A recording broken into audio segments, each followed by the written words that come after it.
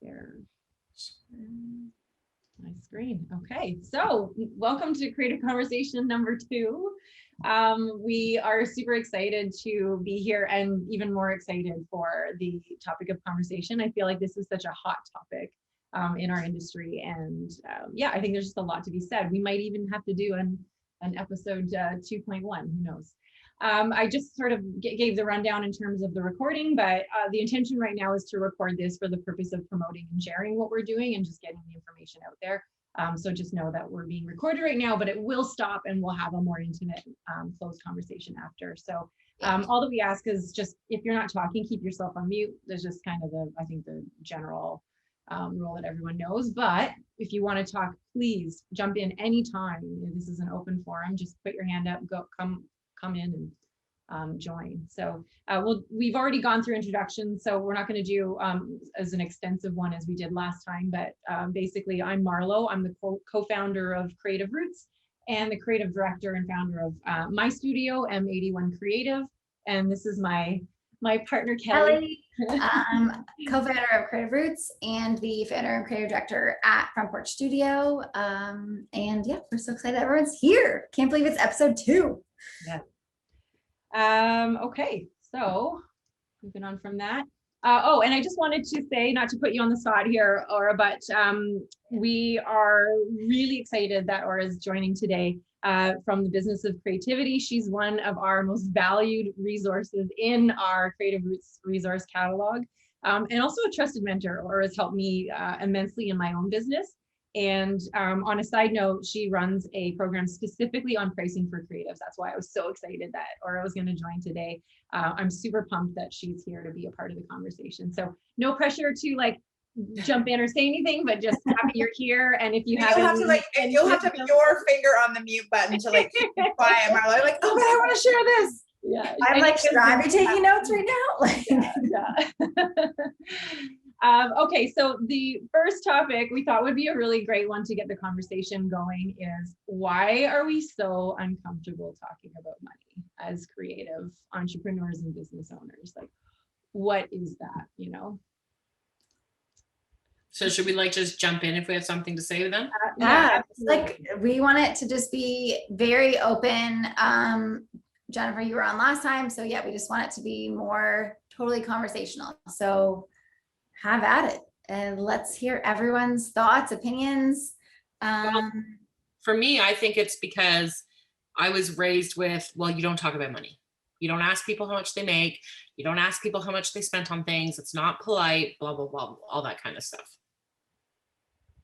Yeah, me too, Jennifer. Like, it was like, you don't talk about money, you don't talk about age, you don't talk about weight. Like, there's like some taboo subjects. And also, like, when you look at our education, we are not educated how to balance a checkbook. We're not educated in the value of money. We don't understand interest rates. Like, there's a big gap for a lot of us in North America in terms of education around money too. Like, I'm really surprised at how many of my clients don't track their expenses or don't track their income until like the end of the year.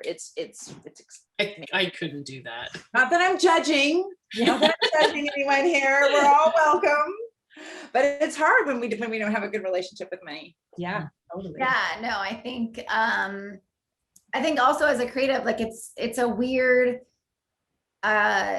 you're not getting something of like, you're not going into a store and purchasing something that you're like handed right away as well. So I think a lot of times any service-based industry is, there's not a tangible object that you're actually given in the end.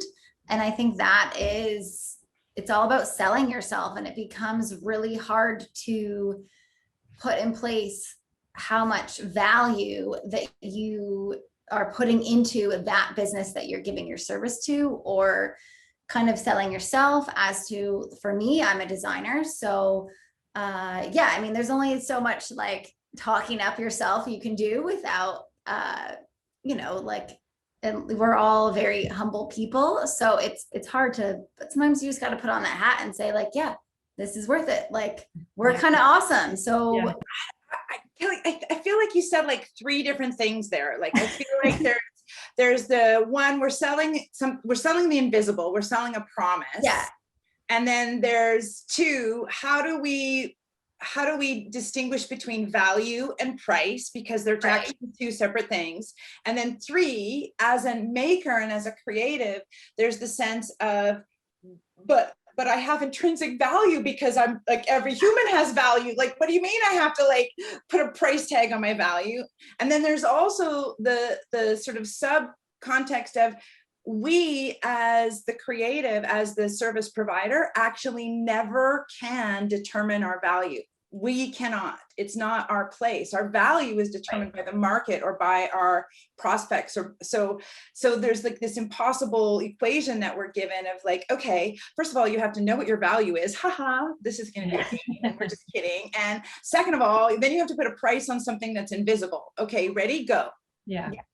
Like, oh, and by the way, no one's used to buying this at all. Right. And nobody knows how to buy it. So nobody buys creative services until it's like, you know, every 10 years. And then they're like, you know, it's not, I was saying to Kelly, I think the other layer of complexity is we buy clothes, we buy cars, we buy houses. Like there's all these things that are a part of our life that we're used to purchasing.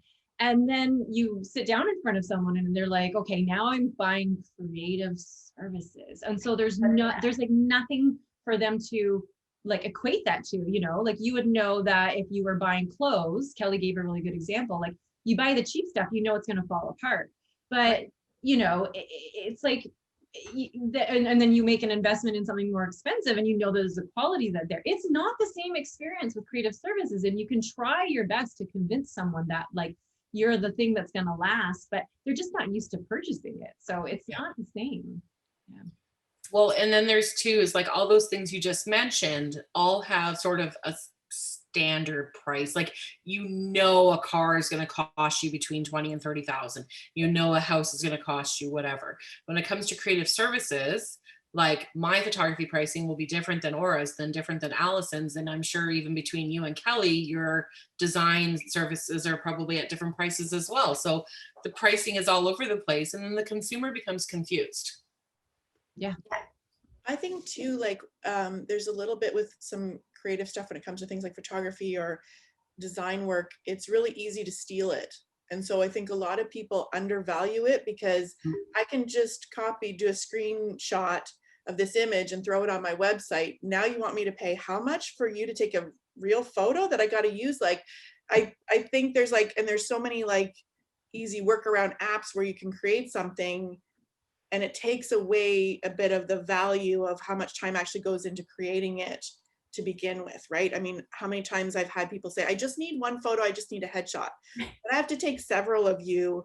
We have to bitch you in different outfits, or we got to do some things to get you in that. Like, we're not just taking one photo and there you go kind of thing. So, but I do think like how easy it is for some people to just take and not understand there's value and work behind it. It diminishes the and I think that's a big part of where we are at this time. Like, there's so many free resources, or like there's Unsplash, there's Pexels, there's a list of different photography resources out there that are free, which are great, that I think we always recommend as like you know, a supportive thing to actual real photography.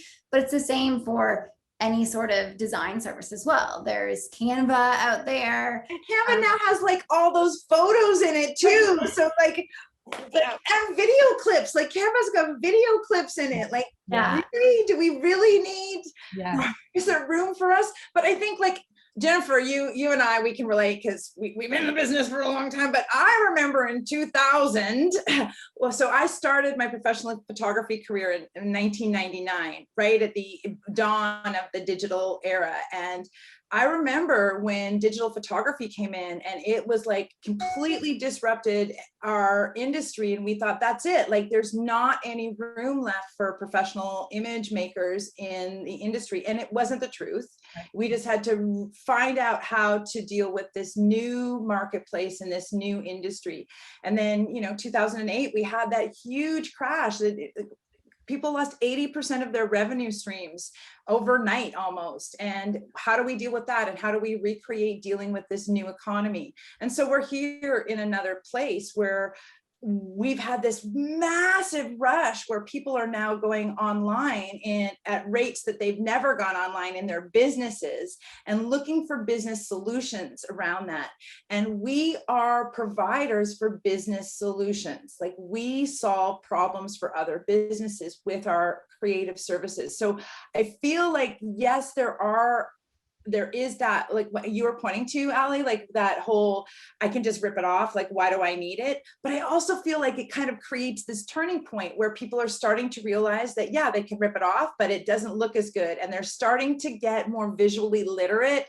They're starting to get more creatively literate as a buying market because we're so saturated. So I actually feel a little bit optimistic for the future of creative services. I think that the general population buyer is getting more educated in terms of the difference between ripping something off and getting it something made for them. And I think they're starting to appreciate more the value of having someone else do it instead of DIYing. Or that might be something that's true for B2B stuff, but I find when you're talking about your average, like just a great unwashed client out there, if you're actually servicing people who aren't in the business world, but are actually just, a family, they have this little thing called an iPhone 12 now that evidently takes great photos. I don't know, I don't have one, but I've heard it takes great photos, right? And so then they're like, wow, when they ask you for your pricing, it's just so interesting, right? It's the first time ever I ran some Facebook ads this year, and it was a learning experience for me, right? Because it was clear that every inquiry I got back from those ads was all about, what are your prices? What are your prices? What are your prices? And in my mind, I'm thinking, what do you expect my prices to be? They have no idea. And I would rather actually get to know somebody a bit before it's like actually barfing money at dollar signs and stuff like that at them, right? But that's what they wanted. They wanted to know the number. Right? But it's so interesting that you say that, given like the conversation prompt that Marlo and Kelly gave us about why are we so uncomfortable talking about money? And yet we find that so often, especially from consumers, the first question is, well, how much does it cost? And it's like the first thing they want to know is the money. Of course. But it's like But I think that comes from a discomfort from them. Sorry, Robin, were you going to say something? Well, I was going to ask, do we all do that when we are the consumer, though? I feel like I'm a lot more comfortable kind of like wanting to know the price of something, whereas... Yeah.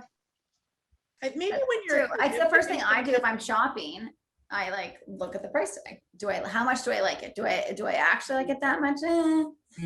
But when I'm looking for a creative service, or something similar to a creative service, I will go to their website. I will research the person. I will look at what value, and maybe that's just because I've been in business for 13 years now that I've taught myself to do that. And where's the value in whatever it is I'm, wanting to purchase. And I was just going to say, I feel like when people come at you with, how much do you charge? It's like, well, good morning. Yeah. Okay, let's move on. But I think it comes from a discomfort level from them, right? They don't know what else to ask. They don't know what else to ask. And, they have a number in their head, and they want everything for $100 or whatever it is. So if you say $250 right off the bat, they're going to be immediately no. So, I try to well, can I schedule a phone call with you? Let's talk, let's get to know each other a little bit, because, I only want to work with clients that jive with me. I've had some poor clients in the past, and it's not fun and it's not worth it. So, I've come to a point in my career where I know that I deserve to make a decent wage, a living wage. And I only want clients that know that too. And I think that a lot of it also has to do with the platform that it's being discussed on. It's a lot easier in a Facebook Messenger for me to be like, hey, how much do you charge for this? Versus I feel like if you met a photographer in real life and they told you that, you wouldn't immediately be like, what do you charge? What are your rates? Yeah. So Robin, I think you're absolutely right, because when you run those Facebook ads, they ask you to Facebook asks you immediately to, what's the result you want? Do you want more followers? Well, that's useless. I don't need followers. I need clients, right? So then it's the only other option they have for you is something like send a message to me, right? So right away, the message they send is, Yeah. how much do you charge, right? So it's never, one of the things I really learned from that, and I'm sure there are other people who've had very different experiences with Facebook ads. I only did a very short experimental run with them, but there's this whole, we talk about this a lot in the photography world about curating your clients. And Jennifer, you just said it, right? You don't want to work with people who are not really interested in doing the kind of amazing stuff you want to do, right? So, you go back and forth with them a couple of times. You don't give them the number. You ask them to go to your website. They're like, no, I just really wanted the number. I'm just like, man, really? And at that point, that tells me I probably don't want to work with you because you're too lazy to even go to the website and look around and, tell me anything about what you've seen there and stuff like that. So it was instructive, but it does drive them to a certain place, and it's maybe not the place we want them to be. Yeah, I found that I've had similar experiences with Facebook ads being limiting where they can direct, but I just want to kind of circle back to something you pointed to a little bit, and I'm curious about it for all of us as a group, and maybe you guys can check in with this. When I think about the journey that my prospect is going on to become my client, and if I can really tell the ones who have liked me on social media, who've seen some of my posts, who kind of know who I am a little bit, who've seen my messaging, and then they've maybe they've attended one of my talks or one of my network groups. I can really tell the difference when they reach out to talk to me than if it's just somebody landing cold on my website. And the challenge with Facebook ads, I think, is that we're getting cold traffic to either just one small message or one landing page. And the place that price comes into the conversation is right at, it's way at the end of that buyer's journey when you've already had a chance to build the value and the trust and the relationship. So one of the things one of my sales coach mentors offered me was that if you're in a sales conversation and the person hasn't actually earned the right to be in that sales conversation, that our job is to not force them to leave the conversation and then come back after they visit the website, but to see if we can verbally in the sales conversation walk them through the know, like, and trust part of it. And I have not mastered that skill. I'll be honest with you. I haven't mastered that. But I know that when I've practiced it and I have been able to sort of bring the conversation back into the know, like, trust before we get to the buy conversation again, it's much more successful. So are you saying that it's really important to get them on the phone? Because I honestly couldn't even get people to drop me an email so that I could have a more like an off Facebook Messenger discussion, exchange of any sort with them. They were just like, no, because they assume, I think in this world of email spam, that I'm just going to collect their email address and they're going to be inundated with stuff from me that they never wanted. You try over and over, just drop me an email, nope, I just want the number, right? That's what was hard. Yeah, and the challenge with those Facebook ads is often you don't attract like your ideal client right away. And I don't know if anybody else is an ads expert here, so please speak up and contribute your experience. But one of the anybody who has experience with this, please let me know. Well, one of the things that has been successful, Dave, you're going to step in a moment, but so one of my clients is a portrait photographer, and she did a business portrait, like a special day where you could special rate day. Anyways, what you might want to try is sending them to a landing page and have the landing page copy move them through that. Hey, you're here because you're curious about getting photos for you or your family. Then you would talk about, are you the kind of person who, and you describe your ideal client. And then you talk about, you probably want this kind of photography experience. So they still know if they're still reading, they're still they're self-qualifying before they even reach out to you. So first of all, get them to, hey, you're in the right spot. So insight about who they are, insight about their problem, and then the benefit of what it would look like to work with you as opposed to any of those other ones that are just going to throw them a number. And then a little bit about who you are and what you bring to the table. Like you bring years of experience, you bring a fine art degree, you bring whatever it is you bring to the table. And then an offer to connect and talk about your family portrait story together.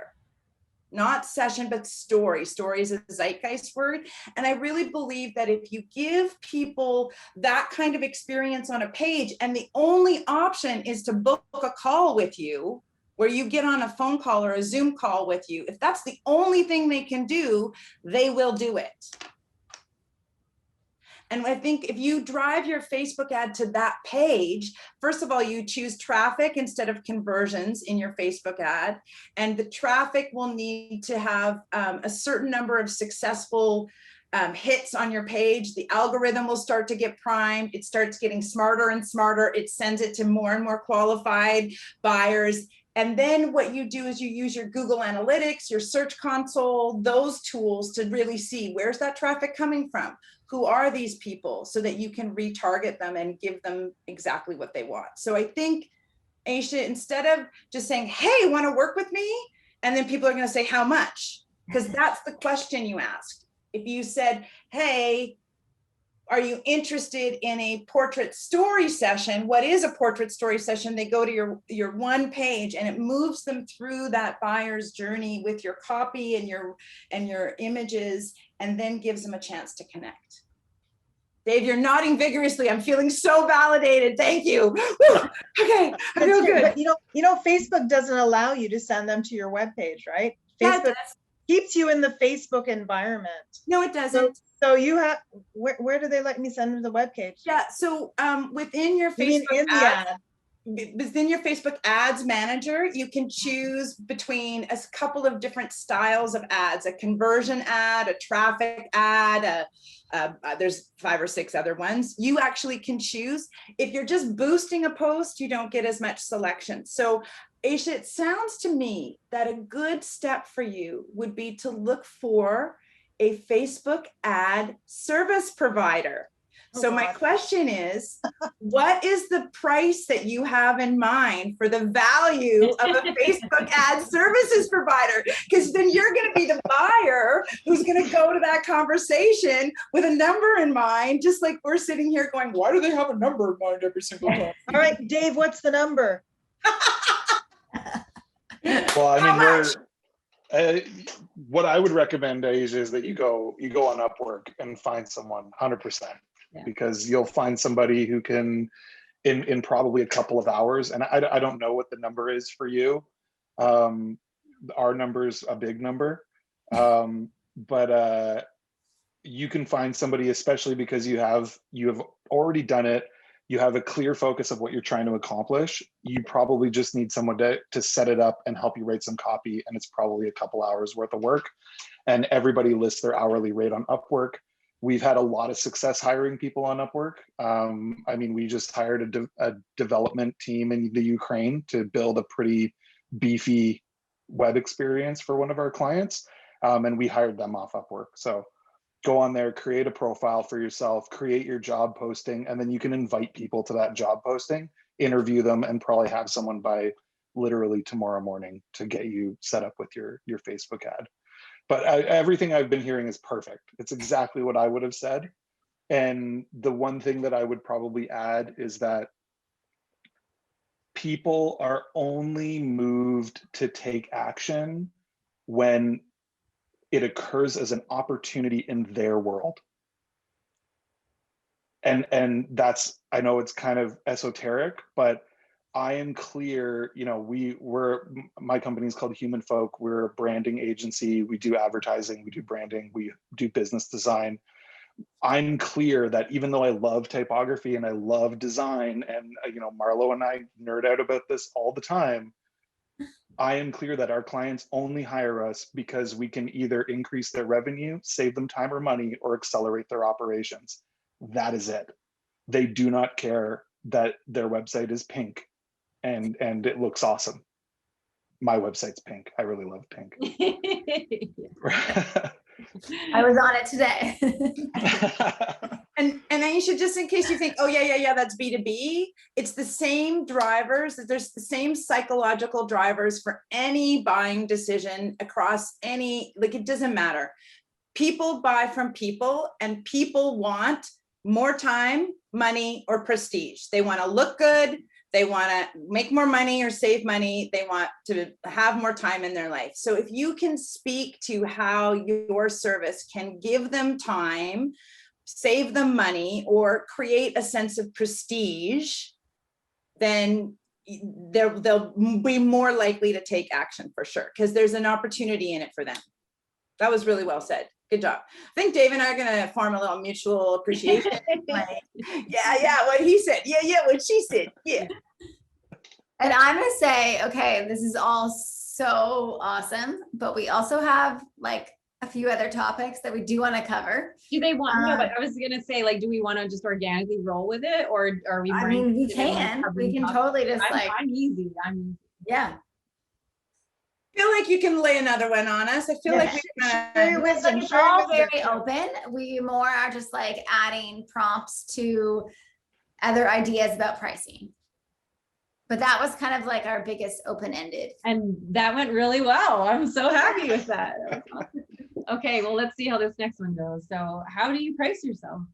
How do you price you?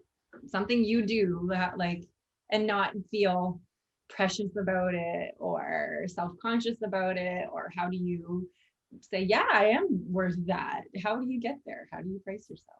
What is it? Yeah, value-based. Are you set rates? Do you have packages? Are you hourly? Yeah, what's working, what's not working? Go. What's going on? Go. And if no one has anything to say, Kelly and I are happy. Yeah, to we jump can, in. like, just wanna Oh, I got something to we say. want to give the floor for, yeah. Yeah, I can jump in too. One Jennifer, thing I don't do, and I know this is not what you're asking, but one thing I don't do is base my pricing around what other photographers in my area are charging. Now, back to your original question, I actually, right now, I do packages, which I'm finding is working very well for my business. Yeah, I feel, I'm obviously not a photographer, but Marlo and I have both mentioned that specifically when we were writing this deck, thinking that I bet, photographers may have like a very set package. Obviously it may vary based on thing, but that makes sense. Yeah. Dave? Yeah, I'll jump in here. I mean, I think Yeah. I love that value-based was at the top of the list. I feel like that's like, the great white buffalo. And I think it's a challenging one because it's sometimes the value, in the previous conversation we were having, sometimes the value is $500, and that's their perceived value.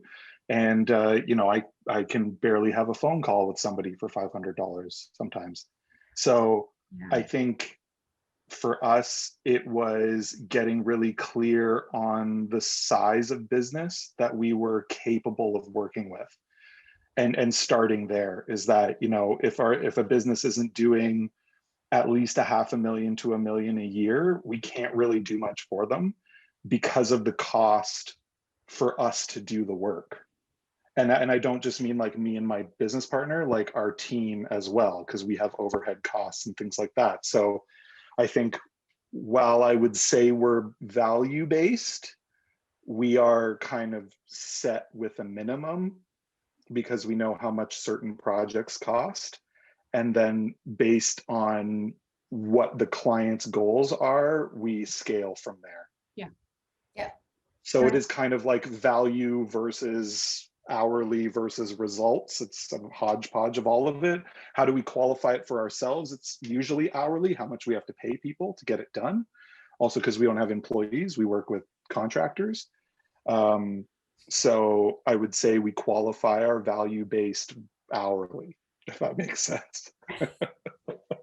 I think a big thing in the design and any sort of creative, I guess, is what still in the value, I guess, is what your service is going to give that company and what is it. So if let's say I had a flat rate of I don't know, whatever, $5,000. Let's say I'm not going to charge a law firm $5,000 for a full brand identity versus a smaller business that I really feel is in line with my kind of scope, what I want to do. Their value of what they're going to get from that is a lot lower than a law firm, what they're going to make off of what I'm giving them and how they're going to profit. So I think that's something that I know I've worked with the last couple of years, and really trying to think, how much are you going to profit off of what I'm giving you on this invisible service? Yeah. And yeah, how, like, what am I going to, like, what's the ROI basically? Well, and I think that's kind of what Dave was pointing to in terms of qualifying your clients. Like if you know the value contribution of your service to a typical bigger picture project in a business is, if the bigger picture project is going to generate, let's say, $500,000, do you typically contribute 5 to 10% of that? Are you typically contributing 10 to 30% of that? And then that gives you your value-based investment range to pre-qualify your clients. So if clients aren't going to be doing projects of that scale, they won't invest more than 10% on your kind of services or whatever the equivalent contribution is. But I think that Jennifer made a great point about looking around you and pricing based on what's happening locally. I don't think that we can really do that so much because we're competing more globally and more nationally. But I see price as an intersection of three things. And I don't think you can actually answer the question specifically on, is it hourly, packaged, or value-based? Because I think it's yes. I think it's yes. So what I think happens is that there's actually three things that intersect that kind of, the Ikagi kind of diagram with all the Venn diagrams, and like in the middle, it's the sweet spot. So I think there's three things that happen when we're looking at price. There's our cost and calculating your minimum cost for profitability. So whether you have subcontractors or you do your own work or you have inventory or studio costs or whatever you're doing, you want to calculate your own costs, including your personal salary for your desired lifestyle and your CODB and any of your cost of goods sold. So calculate your costs first, because you need to know what your minimum price for profitability is, so that when someone comes to you with a budget for $5,000, you go, okay, let me look at your scope. Yeah, that exceeds my minimum cost for profitability. I can do it. So cost, your cost, minimum cost for profit. Then there's the value perception of the client, what it's actually worth to the client in terms of the impact, the urgency, and the uniqueness. So those are the three factors on which we actually calculate value-based pricing: is what is the overall impact to the business or to the individual in terms of the scope of the bigger picture, that 10% thing, the urgency, like what kind of speed you're going to have to deal with to get it there. And then finally, the uniqueness of what's important about why they're even talking to you, because you might be the only one. And if you are the only one, you're actually worth more. So when you look at value-based pricing, it's those three things. So there's the value perception of the client, there's your minimum cost for profitability, and then there's this third thing called the marketplace.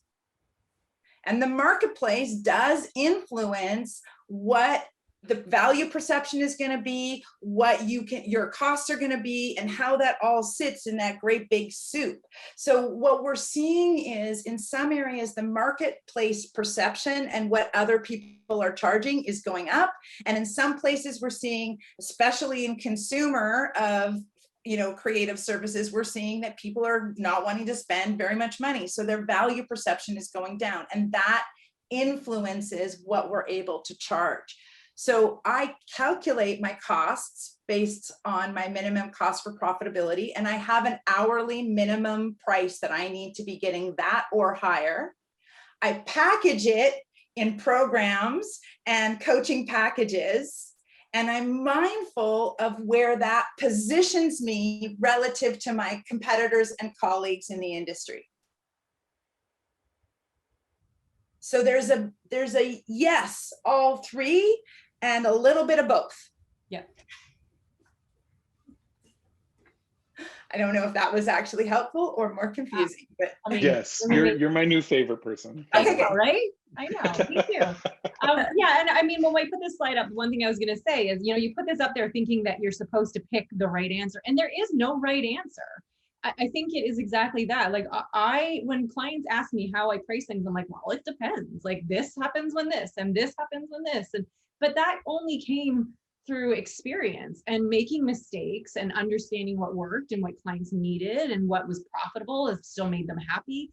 And the thing about value-based pricing is I feel like it's like one of those words. It's like brand strategy and all these things that get thrown out into the universe, and then people run with it and they're like, yeah, I'm on that because it's a keyword, but no one really understands what it is. And that's what's so frustrating is, you know, how can you do value-based pricing if you don't actually understand what that is? So, and it takes a lot of work. And that's another thing about like time and learning and making mistakes and experiencing it, you know. It's just a newfangled way to talk about usage and IP. Like it's another way to give that intangible thing that Kelly was pointing to about the value generated by a law firm for a specific service may not be the same value that a small business gets, even though it might be exactly the same service, exactly the same quality, the same number of hours, the same number of contributors. The value for one is going to be higher than the value for the other. So how do we account for that in our pricing? And I think we do that in the sales conversation. When we're doing the creative brief, when we're doing that needs discovery, our job is to plant this value seeds and to do the what matters to you beyond the scope of the project, to really understand that time, money, prestige driver, so that when we put a proposal, we lead with the value, we lead with the time, money, and prestige, we lead with that conversation. And then once we've justified it all and we've got them in that buying state, then we allow them to see what the price of that value is. Yeah. Love it. Yeah, I think I'd also jump in, and I mean, an example I'll give is like, you know, I think it's way easier when we can look at this is the direct profitability of our solution for a business. And I think it's more challenging. Like we have a client right now, they're, you know, $100 million company, they're huge. And we're doing like a e-learning platform for their HR department to train their employees. Like, so then connecting the value for them comes down to, really the value is like, they don't want to figure it out and they don't want to lose 10 people to figuring this thing out. So we can easily start to suss out their profitability by how much money we can save them, and then price according to that based on, you know, ascertaining probably how much they pay their HR department and how many employees their HR department has. You know, we can kind of come up with a number, but at the same time, I think it's also valuable for, and this I would throw out to the photographers as well, is like, sometimes you can also just price because that's what you want. Yeah. And that's what it takes for you to get out of bed and do that for someone. Yeah. And find the right person for that. So I would love to know how many people just post. I'd love to know among the photographers in particular, post rates publicly online, because I feel like when, you know, we were talking about buying a pair of pants or buying a pair of shoes, everybody knows how to go. They expect to go to a website and find that number, right? And that's why you get so many inquiries about like even people who go to the website and then drop an email to you from there. The stuff that they're interested in right away are those sorts of numbers. There are some people who post their numbers online and their packages online, whatever it is, and there are some people who don't. And I would love to know who does what, and I don't right now. I did before, and then I took it off a couple of years back. But I still see that there are people who do it, and I'm not sure if it's a good thing, if it's a bad thing. I myself would love to know what it would cost to hire somebody to do something, of course. But tell me, people, what are you doing? That was a perfect segue into topic number 3. So thank you for that. So I only post a ballpark. Like I'll start with, investment begins at, because again, I want them to contact me. I want to have the phone conversation. I want to create a relationship with them. And I mean, we all know people don't read. They say they read, they don't read. So, you could have your entire price list on your website and someone will still come to you and say how much. Yes. Yeah, I've done both routes. Like I started with not, and then I had my daughter and wanted to like try to filter the, like, can you design a logo for my like mixtape, like just the random requests that were coming through that I'm like, there's just no way that I would ever work, but I didn't want to insult anyone. I'm like, so I would answer everybody and be like, thank you so much, I appreciate you, this isn't my wheelhouse, but so I just didn't have the time. And so I put packages up there to just kind of give people an idea of where I landed. And then I realized later what I felt like once I got less busier and was, my daughter got older and things got a bit easier. It was like, okay, I want to go back to like qualifying that. But my approach now is to like, in my copy, I have this is what a general investment where it lands, but there's outliers everywhere, and let's have a conversation. But at least it puts a number in people's heads so that if they're thinking 200, they know, oh, okay, this isn't in my wheelhouse, but yeah, I mean, you try it all, right? You can do it in your case studies as well. Like you can put it in your case studies to say like the approximate value of the project and then the contribution to the business if you were going to do it that way. So that's a way to sort of, but Aisha, for you, I just actually looked at your website and I think that if you change your call to action from get in touch to something more emotional or more compelling, like come tell me your story, or let's talk about your moments, or share your moments with me, or something like get in touch is so clinical and so get in touch. It's like the only reason I would get in touch with you is to say how much. You're not inviting me to an experience or to an opportunity.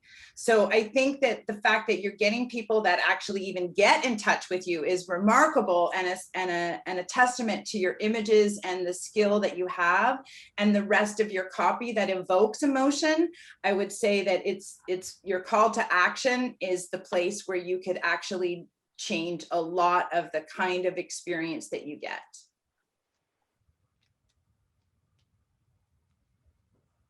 Are we all thinking like, do we have get in touch? Yeah. So, Did I say that? Do I say that? Yeah. Like, I don't know. I haven't put on my website in a long time. I think for us, Her we never whole- show. Go ahead. So for me, it's like we never show a price before we say it. Yeah, that's my rule now. We always say the price verbally because then we can deal with objections on a phone call. The only time we would show a price is if it is a non-variable service or product. Yeah. So if it's a workshop or a phone call or coaching or something like that, where they can just click and buy and they make the purchase live online, then we'll put the price. The challenge, I think, with putting prices on your website without that immediate ability to buy it, it messes you up if you ever change your price. Because what if somebody goes to your website at 9 a.m. in the morning and at 5 p.m. you decide to up your rates by 40%? And that person goes back and now they've got this kind of situation where maybe they were on board and now your price has gone up, and maybe now they're not on board because they were so focused on that price. And again, Aisha, like all the photographers on here, I mean, I work with photographers. I know the value of great photography. Even our wedding photographer was probably the most expensive cost for our wedding. And I mean, it comes back to like really being able to communicate the value of it, getting inside the heads of people. We do an exercise with our clients called Think, Act, Feel. What do they think about photographers? How do they act around photographers, and what do they feel about photography? And being able to suss out, like, what is the real value when you shoot a photo of a family? I mean, you know, Seth Godin talks about it, where it's like a guy walks into a hardware store and he needs screws, right? And when the guy who owns the hardware store starts talking to him about the screws, he doesn't actually need a screw. He needs to hang a photo on his wall so that he can relive the memory of his family vacation, right? So the value of the screw is so much more than the $2 he's going to spend on it, right? As an expensive screw. But think of, like, I would really invite you to just really talk to previous clients and, like, what is the value that they got out of working with you? What is it about the photography that you provided them that made the difference over there? What was the opportunity in their world? And craft your copy all around building that experience for someone, right? It's what's going to move them. It has to be an opportunity in their world. And then you can drop any number on the table. I love that phrase you're using, that it has to be an opportunity in their world. I've actually written that down, and I think I've never heard that before. And yeah, it's like, aha. I have a question in regards, can you hear me? Yep. Yeah. I have a question in regards to budget. When you ask somebody, well, what, you know, do you have a budget? And they always say no. And then I say, well, this thing could start at around $4,500 to $5,000. And then they're like, well, you know, but they didn't have a budget. Like, if that makes any sense. Yeah, and then they say, but I was hoping to spend, and you're like, there it is. You just didn't want to say it first. Yeah, totally. But you're pulling it out, right? You say it before you send it. And then you have that opportunity to have that conversation. Yeah. Everybody has a number in their head. And does everybody, like, I really try not to go with the hourly rate thing. I usually do a project base. The hourly rate, like, you know, you're thinking about the stuff when you're biking and running or sitting at home watching TV. It's not really a hourly rate, or my rate would be through the roof, right? Right. I think that's Marlo and I were emailing in the middle of the night last night, and yeah, like there's no, I think as a creative, we don't ever shut our mind off. Like, it's just nonstop. And yeah, I think the hourly rate, it does work for like the odd, hey, I need like X amount. I actually run you can either book me for a half day or a full day, and I do a few of those every month. And I just do it for clients that have worked with me in the past, and they know kind of like the set rate for, you get 5 hours of my day, it costs X, and then you can get 7 hours and it costs X. And so it's more just a set rate for like the day. And they also know, like, we go through what can actually go into that day rate. Obviously, I'm not doing a brand, but if they want to say, like, here's 3 months of website updates that I've got to do, like copy, I have new imagery and that kind of stuff, I find that helps almost kind of get rid of the hourly rate and gets rid of the sort of back and forth when I did this, let's get back to me, when they know, like, okay, so we're going to do this on August 2nd, like lock in the day, you're going to be on your email, I'm going to be on my email, and we're going to knock it out in the day. And so that I find really helps kind of get rid of the hourly sort of situation, but it still is a half day or full day rate. That helps. I want to speak to what Damien said about the budget question, because it comes up all the time, right? Like, and so there's fancy, like, neuro-linguistic programming ways of, easing that out of people in a sales conversation. And then there's the value-based pricing model conversation that really leads your people, even if they have an amount in mind in the beginning, that would really lead them to understanding, okay, so this project that we've just been talking about for the last 10 minutes, one of the first things that the first question of a value-based pricing session is this work we're about to talk about something that would be valuable to you? And if they say no, you say, well, why are you going to be spending money on it? Like, why are we even having this conversation? And then they say, oh, I guess it will be valuable to me. So they've already agreed before you even have the conversation that the project they're talking about has some value to them. And then throughout the conversation, as you navigate through, and there's some scripts you can look up out there. I think the future, Chris Doe, he does he has a script that you can follow. I think it's on his YouTube channel. Anyways, as part of that, you are uncovering what else will this project make possible? Like, is there something depending on this project being completed? How does this project fit into your bigger picture goals this year? How does this project drive your revenue over the next year? Because I want to understand the importance, the impact of it. And then you want to understand, well, what's important about working with me or my team or whoever you hire? What are the key important things? By the time you get down to the bottom of the question, your question isn't what's your budget? Your question is, well, it sounds like the total value of how this is going to contribute to your business is like your business is going to earn $500,000 as a result of this project. If I were to give you a quote, or no, the question is, how much do you think it would be reasonable to invest to earn $500,000? What percentage of that would be reasonable? And if they say, around 10 to 20%, you say, great. So if I were to give you a proposal that was around 15% of that, would that sound reasonable to you? So you're still not saying $25,000 or $30,000. You're still saying it in a percentage, so it's less of a dollar amount, but you're getting that sense for them of what they're willing to invest. I think I did a bad job of explaining that, but I hope you guys got that. Yeah, totally.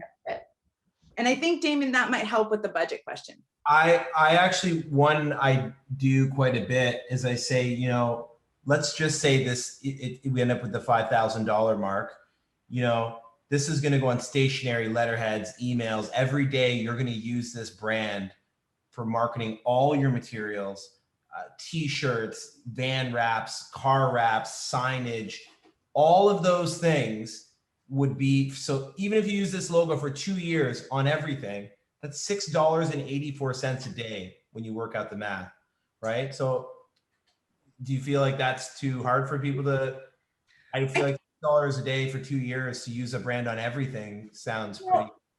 It sounds pretty good, but I think it actually devalues what you're actually, the impact that you're giving them. I think it minimizes what you're doing when you're like, but break it down this way. Like I just, so intuitively, I wouldn't go that direction. There might be some clients for whom they really are numbers people and they're super analytical and they'll really like that. I don't know your clientele. I don't know your target market.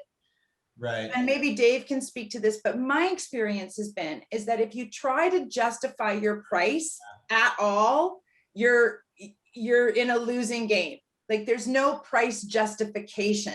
Yeah. What I would say is, what do your clients actually care about? Like, do they care about that it's going to be $6 a day? It's going to save them money? Or do they actually care that their logo is going to make them look professional? It's going to help them build the relationships that they want. It's going to give them more prestige. It's going to save them. Like, where's the opportunity for them from the work that you're doing? Okay. I'll take that out of my little thing then. Thanks for wrecking this for me, Aura. I'm glad to be the one that wrecked it. Dave, you got my back on this? Like, help me out here. Yeah, I'm right with you. I mean, I think the moment that you're in a space of trying to convince somebody of something, you've already lost. Yeah. Oh, yeah. And I think it's the thing is like, A, how much you need to charge to make a living, and B, how much you're willing to get out of bed for. Mm-hmm.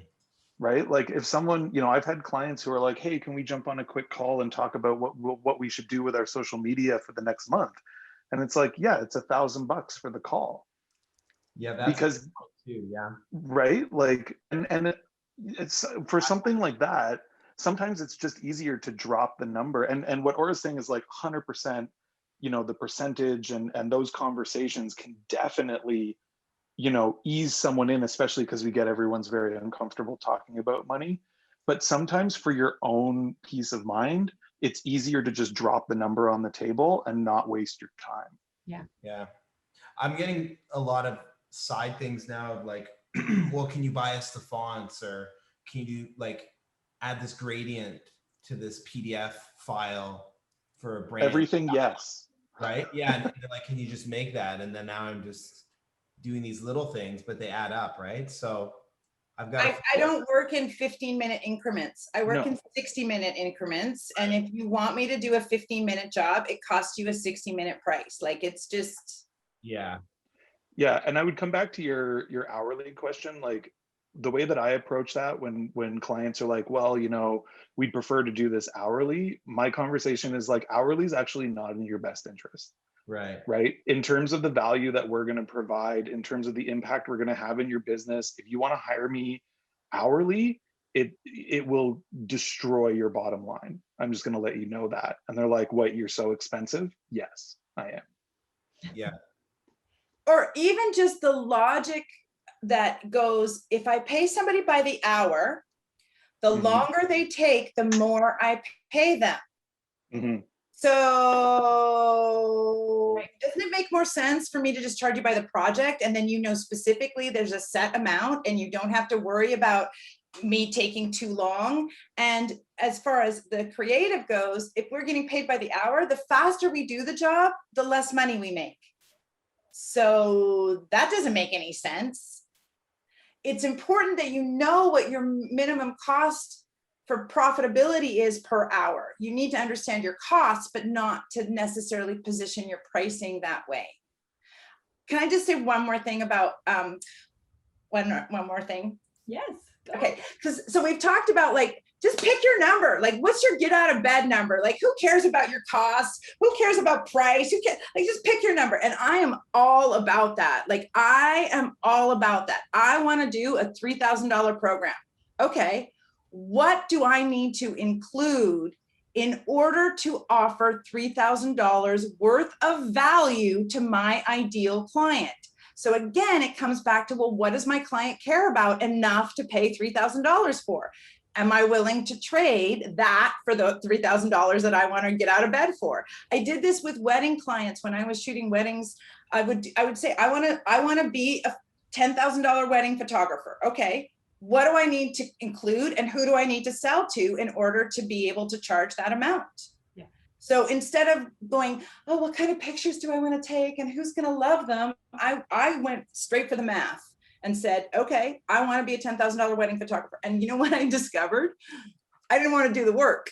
Like, I looked at the $10,000 wedding photographers and I thought, oh, bugger that, like product and albums, and I don't want to have inventory. No, thank you. No, thank you. I'll go do something else, or I'll just do different kinds of weddings. So sometimes when you look at, you know, if you want to be the $5,000 logo designer, great. What kind of clients and what do you need to include that's going to be $5,000 worth of value? And it's kind of what Dave has been pointing to, is like, he disqualifies clients because they don't meet his get out of bed rate.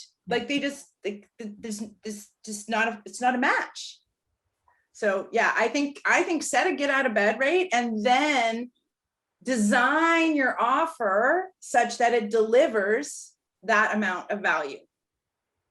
And I just want to jump on that, because I 100%, like, my business coach, his business used to be 150,000 a month.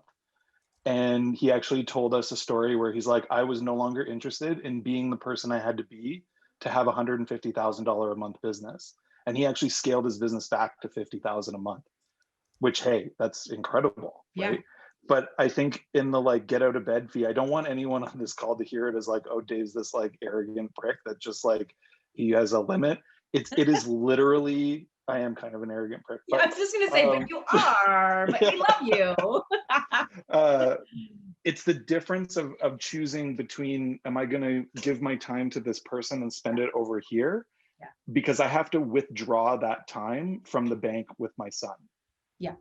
And that's what it's all about, is like, if I have to choose between taking my kid to the park or going fishing with my 5-year-old versus doing your brochure that I really couldn't care less about, I'm gonna, you know, if it doesn't hit a certain threshold, I'm just not gonna do your brochure. I love that. And I have to just jump in and say one of my favorite books, Company of One. When I listened to that, it was like a life-changing moment for me, because I was under this like trajectory that I thought, like, in order to make it in my business, it was like I was going to have to open a studio, and I was going to have employees under me, and I was going to have to do all of these things. And it's 100% okay if that is your passion and your end goal and what you want to do. But for me, it was like this fear of like what it was going to consume in my life, but that's what I had to do to make it. That's what I thought. And I listened to this, and you know, he put it in such a like eloquent perspective of, it's no, you just have to understand what you need to make in order to survive, and don't make any more than that. Like, don't kill yourself, don't hire more, don't start to do the things that you don't love to do in order to bring in that income, because you're going to absolutely hate your life. And that's not what it's about. So understand the money that you need to make in order to survive. And then you have the confidence to say no to work. Yeah. I know I'm going to go to the park with my daughter. I don't need that right Yeah. now. And that's not I don't mean that in like a very egotistical, like I'm too good for you. It's just understanding that in order to have that balance in because we can very easily, as everyone here knows, I worked until 1:30 last night. We can easily get out of balance. And when there is no one to answer to, there's no one to answer to, and you can kill yourself. But like that changed my life, understanding, okay. And it made me sit down and calculate, okay, what do I need to make to survive? What do I need to make to have a great life? And what point do I get to start saying no? Yeah, it's all the same reasons why you don't answer emails unless it's with Kelly, obviously, at 3:30 in the morning. You know, or just not even responding to Facebook messages, or, you know, like I have a set way I do things. You know, if somebody texts me with a new inquiry, I'll reply to them and I say, please go visit my website. And I'm very polite about it. But I don't do business through texts. I don't do business through Facebook.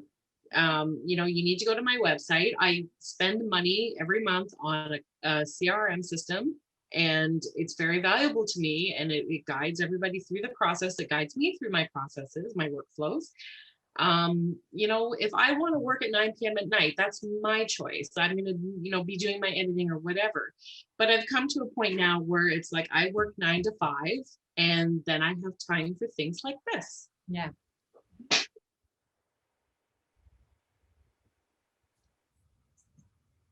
I do business through text all the time. Guilty. Well, you got to do what's right for you, though, Yeah, right? Like there is for no me, right it's answer. I was just just making a joke. not for me. Okay. So we're running a little bit over here, but I think obviously everyone's free to disconnect at any point in time when they want. We're gonna, I think, get to the point. Do you have to go, Aura? We are like covering a lot. I do have to go, but I wanted to, two things.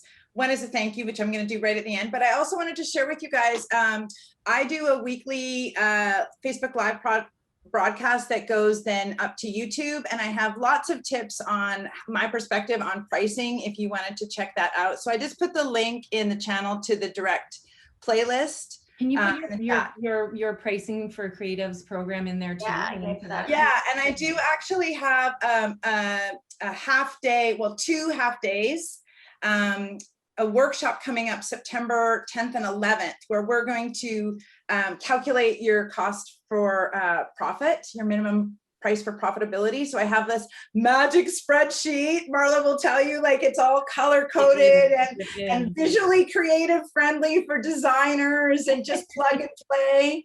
And we're going to talk to you about how to put it together in a proposal, because sometimes we calculate the price and we figure out what the scope is, and then we bomb on the proposal. And if you're getting ghosted a lot with your estimates, this might be why. So I have a proposal format that helps you get gigs instead of ghosted. So, and you know, I would love to stay in touch with all y'all. It's my little American heritage coming out. So please, yeah. So please, to LinkedIn, connect with me on LinkedIn. That's the best place to find me there. And I would love to, I can't wait to see you guys again. So thank you, Marlo, and thank you, Kelly. Thank These you. kinds of conversations, I've been waiting for these to happen in our creative industry. So thank you for being the leaders who are creating the container and the space and the possibility for this, because it's exciting and it's needed. And I really consider all of you as colleagues and peers in the creative industry. We are not competitors. We are here to rise up together. So I'm excited to see this move forward. So thank you for having me. Thank you. Hope to connect with you guys elsewhere. Have a great night. Thanks for having my back, Dave. Yeah. Bye. Bye. Bye. Thank you. And before I stop the recording, I just share the screen. So we'll like whoever wants to stick around for just a general conversation for the next 15 minutes, we'll do that. But we just wanted to share that Dave, who's been very vocal on this and sharing a ton of stuff, he's going to be our special guest next month. Just sort of bringing his own topic to the community and putting it out there. Dave, do you want to just talk a little bit about what you're gonna, talk about? What is it? Yeah. So, well, thank you. I'm super stoked for it, and I think it's one of the things that we deal with as business owners is finding your power as a leader. And so it's something that, my business partner and I have talked a lot about. And I think it's a challenge to, find your leadership for yourself, find your leadership in your life, find your leadership in your business, and not just be a leader in your business, but actually like be a leader for your clients. My business partner and I have talked a lot about that we provide leadership. We don't provide design services. And we want our clients to hire us for our leadership. And, I think it's a conversation we can definitely have for the designers in the room is like, we've, I think, done it to a point where we really get no revisions. We've created our leadership in a way where our clients say, yes, they accept our recommendations, they try it on for size, and it's worked so far. Can't wait. So yeah, finding your power. Topic for August. Dave, did you say you don't give revisions? Don't get revisions. They We don't get revisions. Our clients rarely ask us for revisions. Yeah, same. Can you bring his information slide back up for a sec? I missed it. Oh yeah. I just wanted to jot down his website to look at. Don't go to our social media. Oh, okay. Our social media is very much a cobbler's son has no shoes situation. No, I just put it up there. You never know. I got it. Okay, so I'm going to stop the recording now, and then if anyone wants to